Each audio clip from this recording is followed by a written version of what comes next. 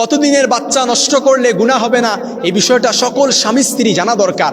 কেননা দেখা যায় আমরা এমন অনেক আছি যে সন্তানরা দুনিয়াতে আসলে পরে কি খাবে কি করবে তার রিজিকের টেনশনের কারণে দুনিয়াতে আসার আগেই আমরা এই সন্তানদের ভ্রূণ হত্যা করি, যার কারণে কিয়ামতের ময়দানে ওই সন্তানদেরকে জীবন্ত প্রতিত করে জিজ্ঞেস করা হবে, ওয়া ইদাল মাউউদাতু সুইলাত বিআইয়ি যামবিন কুতিলাত, কোন অপরাধে তোমাদেরকে হত্যা করা হয়েছিল। এজন্য কতদিনের বাচ্চা নষ্ট করলে পরে গুনাহ হবে না, ইসলামের শরিয়া অনুমোদন দেয়, এই বিষয়টা আমাদের জানা দরকার। আমি যখন সৌদি আরবের প্রখ্যাত স্কলার শেখ সালেহ আল উসাইমিনের লিখিত কিতাব আশ-শারহুল মুমতি গ্রন্থের মধ্যে বিষয়টা সুস্পষ্টভাবে লিপিবদ্ধ করা হয়েছে, সেখান থেকে নকল করেছি, এবং আর রামলি নিহায়াতুল মুহতাজ গ্রন্থের মধ্যেও বিষয়টা কোট করা হয়েছে, ইবনুল হুমাম রাহমাতুল্লাহর ফাতহুল কাদির গ্রন্থের মধ্যেও বিষয়টা কোট করা হয়েছে, সেখান থেকে নকল করেছি। উচ্চ ওলামা পরিষদের সিদ্ধান্ত হচ্ছে যে তারা কয়েকটি সিদ্ধান্ত গ্রহণ করেছেন যে কেউ যদি দুনিয়াতে তার সন্তান আসলে পড়ে রিজিকের টেনশন করে, কিংবা সে চলবে কিভাবে, সে খাবে কিভাবে, এই রিজিক নিয়ে টেনশন করে, তাহলে কোনো শর্তহীনভাবে ওই সন্তান হত্যা করা কিংবা ওই ভ্রূণ নষ্ট করা মা বাবার জন্য কিংবা স্বামী স্ত্রীর জন্য একেবারে নাজায়েজ, কোনো শর্ত ছাড়া, একেবারে শর্তহীনভাবে। আর যদি ডাক্তার কোনো ভালো ডাক্তার কিংবা যার মধ্যে দিন আছে, দিনদারিতা আছে, যে একাধারে ভালো ডাক্তার এবং যে ইসলামের প্রতি একটু জ্ঞান রাখে, ওই ডাক্তার যদি বলে যে এই সন্তানকে আপনি যদি এখন দুনিয়াতে আসতে দেন কিংবা এই সন্তান গর্ভধারণ করেন তাহলে আপনার শরীরের জন্য মারাত্মক প্রভাব ফেলতে পারে, তাহলে আপনি গর্ভপাত করতে পারবেন। কিন্তু কতদিন বয়সে গর্ভপাত করতে পারবেন, এই ভ্রূণ নষ্ট করা যাবে, বাচ্চা নষ্ট করা যাবে, এটা হচ্ছে ধর্তব্য বিষয়। এক নাম্বার হচ্ছে যথাযথ শরীয় কারণ লাগবে।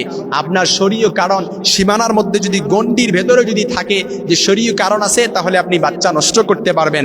দুই নাম্বার, যদি গর্ভবতী গর্ভ অবস্থায় ভ্রূণটি যদি প্রথম ধাপে থাকে, প্রথম ধাপ যেখানে বলা হয়েছে, প্রথম ধাপ হচ্ছে 40 দিন।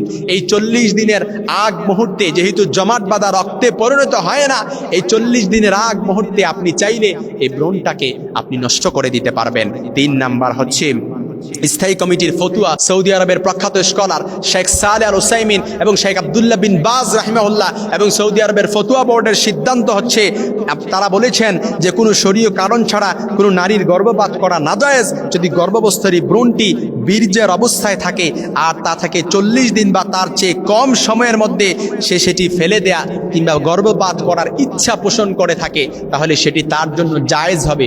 অবশ্যই সেটি 40 দিনের আগ মুহূর্ত পর্যন্ত হতে হবে। কিন্তু ফাতহুল কাদির গ্রন্থের মধ্যে এসেছে যে 120 দিনের আগে চাইলে বাচ্চা নষ্ট করা যাবে। তবে এ ব্যাপারে অনেক ওলামায়ে কেরাম দ্বিমত পোষণ করেছেন, অনেক ওলামায়ে কেরাম এ ব্যাপারে ঐক্যমত পোষণ করেন নাই। তাদের কথা হচ্ছে 120 দিনে বাচ্চার জন্য তখন জমাট বাঁধা রক্তপিণ্ড তৈরি হয়ে যায়, মাংসপিণ্ডের মধ্যে তখন রূহ ফুঁকে দেওয়া হয়।